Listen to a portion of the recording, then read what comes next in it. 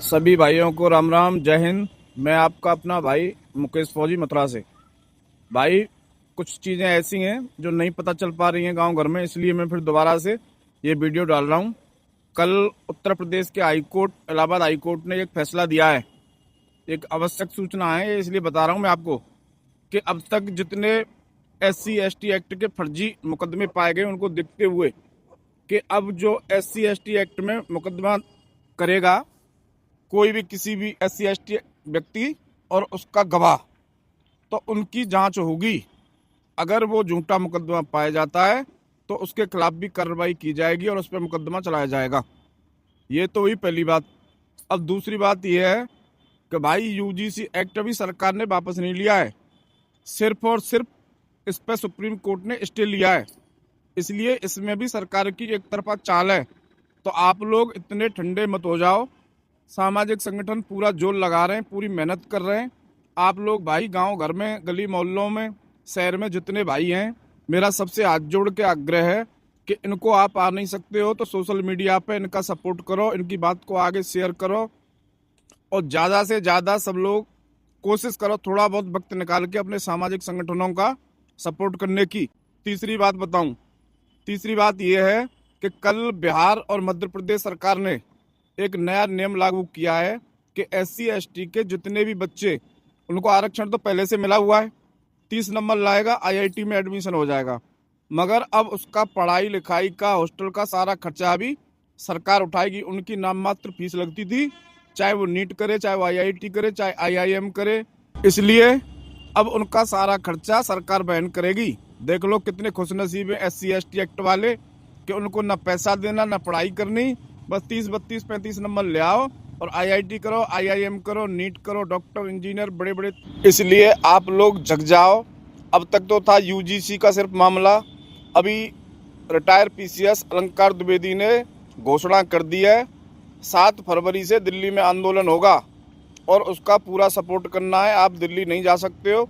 Social media के माध्यम से उनकी सीधी मांग है कि SC ST एक्ट का बायकॉट करो।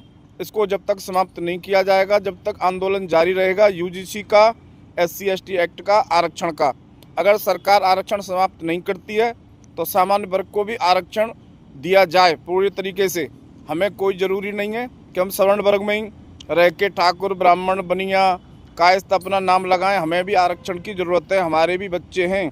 ये बच्चों के भविष्य की एक बहुत बड़ी डिमांड है, क्योंकि बच्चे जितने सामान्य वर्ग के हैं दिन प्रतिदिन नीचे जा रहे हैं। बेचारे रात दिन मेहनत कर रहे हैं, पढ़ रहे हैं, मगर उनको उनके जितनी काबिलियत है उसके हिसाब से रोजगार नहीं मिल रहा है।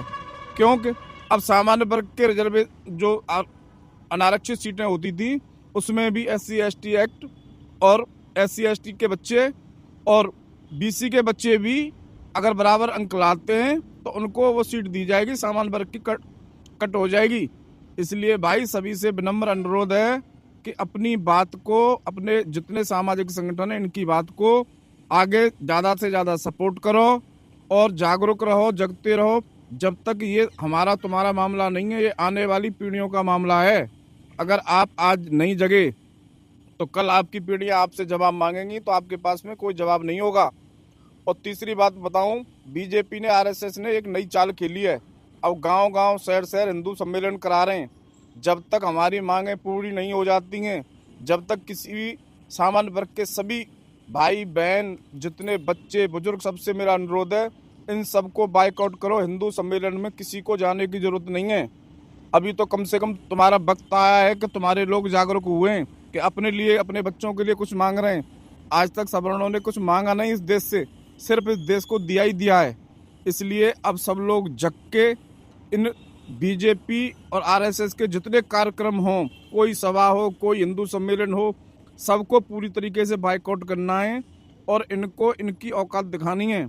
इसलिए मैं आपसे कह रहा हूं कि अपने सामान्य वर्ग के जितने भी लोग प्रदर्शन कर रहे हैं, जितने लोग मेहनत कर रहे हैं आपके बच्चों के भविष्य के लिए, उनको ज़्यादा से ज़्यादा सपोर्ट करो। जैसे नया एक अधिकारी बेचारा अपनी नौकरी छोड़कर सिटी मजिस्ट्रेट बरेली था, अपने पद से इस्तीफा देके आप लोगों के लिए लड़ रहा है। कम से कम उनको सपोर्ट करो।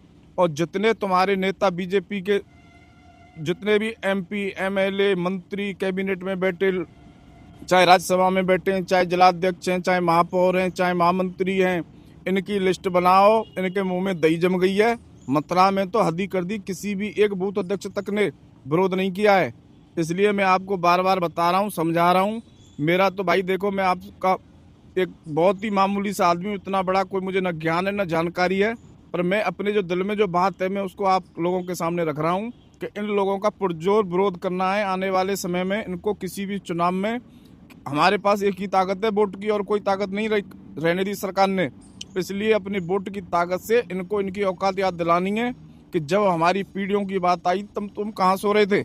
ये आराम से सत्ता की मलाई चाट रहे हैं और मजे ले रहे हैं, अपनी पीढ़ियों को मजबूत बनाने के लिए धन कूट रहे हैं। इसलिए मेरा सब लोगों से पुनः निवेदन है कि अपने जितने सामाजिक संगठन विरोध प्रदर्शन कर रहे हैं, मेहनत कर रहे हैं आपके बच्चों के भविष्य के लिए, उनका ज़्यादा से ज़्यादा सपोर्ट करें, उनकी बात को ज़्यादा से ज़्यादा आगे रखें और कोशिश करें जिस भाई पे वक्त हो, जितने प्रदर्शन हो रहे हैं उनमें ज़्यादा से नहीं है, थोड़ी बहुत तो मदद कर सके आके उनकी।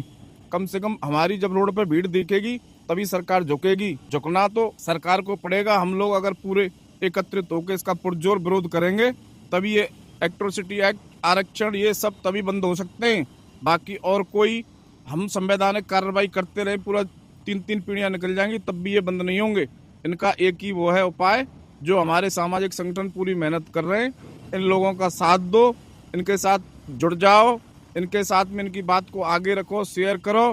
भाई सोशल मीडिया पर कोई पैसे नहीं लग रहे हैं, कोई नाचने वाले गाने वाले के तो धकाधक शेयर करते हो आप लोग। कम से कम मेरा यही अनुरोध है कि कोई भी व्यक्ति है जो आपके हित की बात कर रहा है उसकी बात को आगे फॉरवर्ड करो, शेयर करो यार। कोई गलती हो तो क्षमा करें।